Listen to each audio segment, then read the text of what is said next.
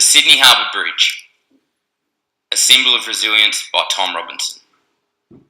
Background of the bridge. Spanning from Milton's Point to Millers Point, the Sydney Harbour Bridge is 1,149 metres including approach span, where the arch span is 503 metres.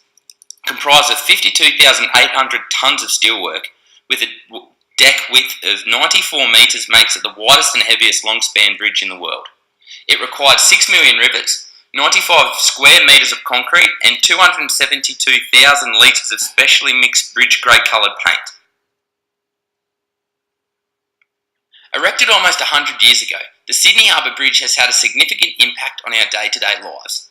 The Sydney Harbour Bridge was envisaged by Dr. John Bradfield of the Department of Public Works commencing on July 28, 1923. The impact which the Sydney Harbour Bridge had on society continuously grows as dependency increases due to constant expansion of Sydney's population.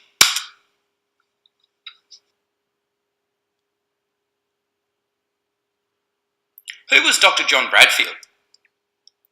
Dr. John Bradfield was the head engineer overseeing the design of the construction of the Sydney Harbour Bridge. He was the dux of his school, he won the Queensland Government University Expedition, and in 1886 registered at the University of Sydney.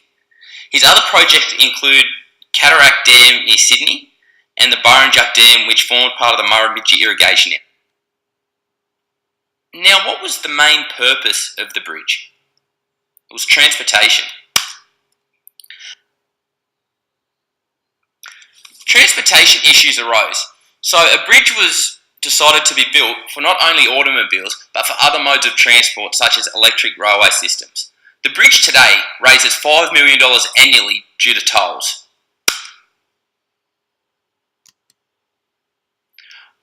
What did improved transportation lead to?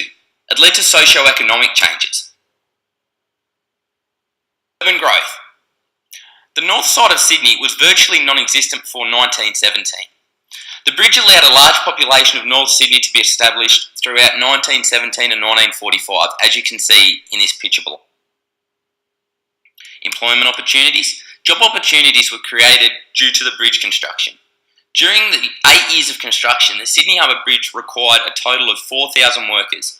Many of the workers fought in World War I and the government offered them employment preference. A construction of this magnitude had never been attempted in Australia. It became a focus point and a symbol of Australia exiting the Great Depression, which was caused by World War I. It was the most suitable design in its time, but it is not the most suitable design today.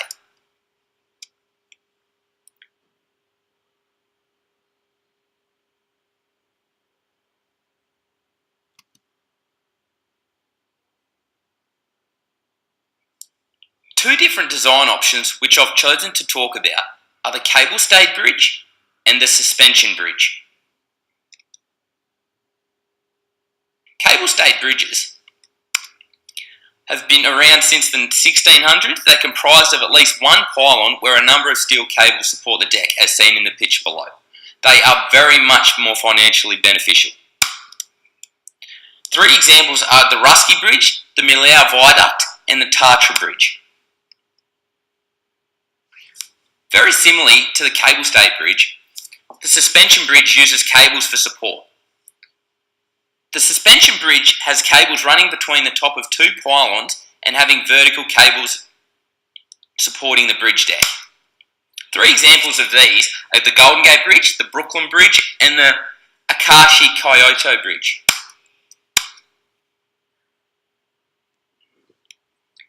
If the bridge were made today, there would be several changes. These changes would limit the costs, they would limit construction time, they would limit the ongoing maintenance of the bridge, and they would improve the safety dramatically. Limiting the costs would be achieved by improving maintenance due to different design, technology improvements, and less workers required. Construction time would be limited due to improved technology such as cranes or drills or just general tools, material availability such as steel, so steel is a lot easier to come by these days, and methods of installation. So over the 100 years since the bridge has been built, installation methods have improved.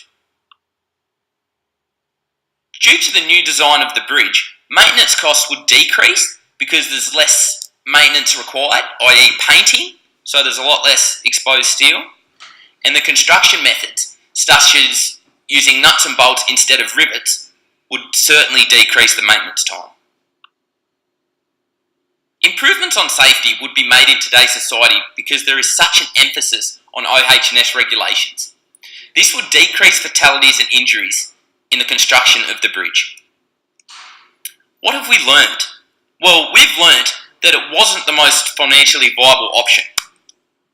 That if the bridge was constructed today, it would have been a different design, no doubt. But it worked effectively, very effectively. In conclusion, if the bridge was constructed today, a different, more cost-effective design would have been chosen.